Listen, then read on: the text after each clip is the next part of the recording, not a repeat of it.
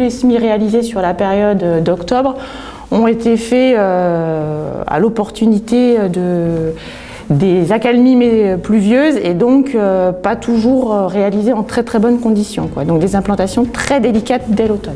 Janvier et février ont été encore marqués par de la pluie. Dès le début mars, en fait, la pluie s'est arrêtée et elle s'est arrêtée. On est passé quelque part à l'été, au soleil et à des conditions, une absence de pluie sur mars-avril. L'impact pour les cultures, pour les semis de cultures de printemps, l'implantation des cultures de printemps, des conditions délicate encore, puisqu'on avait des sols matraqués par la pluie de l'hiver et de l'automne, et pas de gel ou très peu de gel, donc pas de restructuration des sols, et donc des sols très matraqués en profondeur, et du sec qui a permis, qui n'a pas permis en fait de bonne levée des cultures, quoi. Une très mauvaise valorisation de l'azote, des problématiques encore au cours de la campagne pour les agriculteurs.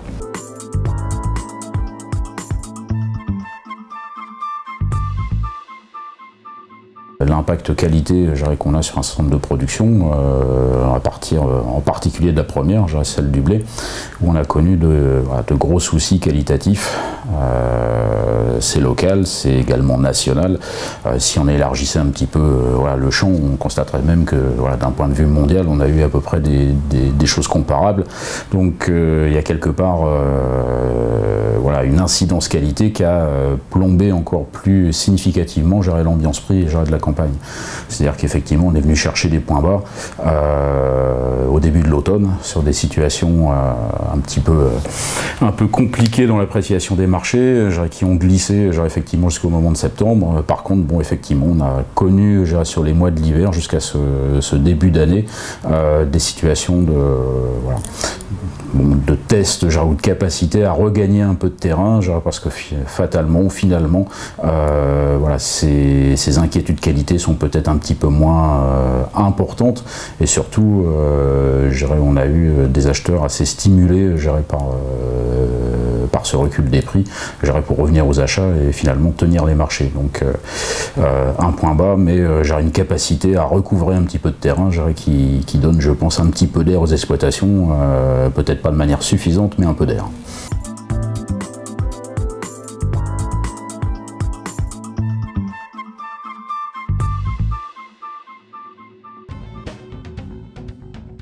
Les groupes thématiques ont été créés pour répondre à des nouvelles attentes au sein des GDA. Comment se convertir au semi-direct, comment réduire l'usage des phytos, comment augmenter en autonomie sur nos exploitations et réduire l'usage des intrants. Des questions comme celle-ci qui sont propres à chacun des collectifs sur le département. Au sein du département, il y a plusieurs groupes qui ont été créés, le groupe Gay dans le Briennois, le groupe Barrois, le groupe Pays d'Hôte et un groupe Ouest Aubois et Champagne-Crieuse-Auboise. Il existe aussi des collectifs qui ont un peu plus d'historique, comme le réseau Défi Ecophyto, avec 50 fonctionnements, où là, le réseau se structure sur 2 départements. Donc tous ces petits groupes sont des groupes d'une quinzaine d'agriculteurs qui réfléchissent ensemble sur ces thématiques-là.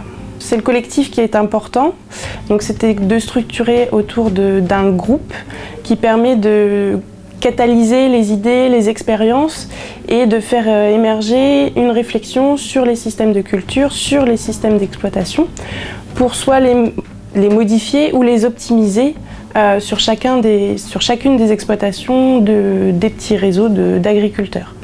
Donc c'est vraiment le collectif qui va servir l'individuel et c'est le collectif qui est primordial et qui va permettre d'apprendre des autres et d'apprendre aux autres les expériences qu'on a pu collecter sur les exploitations. Donc ces expériences, la Chambre d'agriculture les collecte et les référence et les transfère finalement au sein des GDA, donc vers tous les agriculteurs et donc via les animations type déclic agro où toutes ces expériences et ces résultats des différents groupes thématiques sont transférés à l'ensemble des agriculteurs.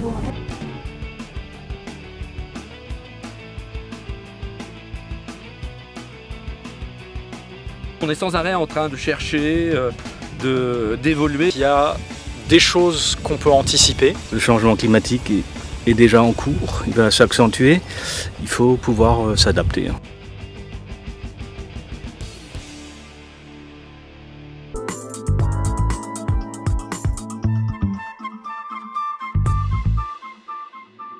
Ce qui motive à venir dans les formations, c'est ça nous ouvre déjà l'esprit. Et quand on a envie d'évoluer dans son métier, on a toujours des questions qui nous tournent dans la tête. Et c'est un moyen de trouver des solutions. Après, ou nous aider à les mettre en pratique sur la ferme. Et c'est comme ça qu'on avance.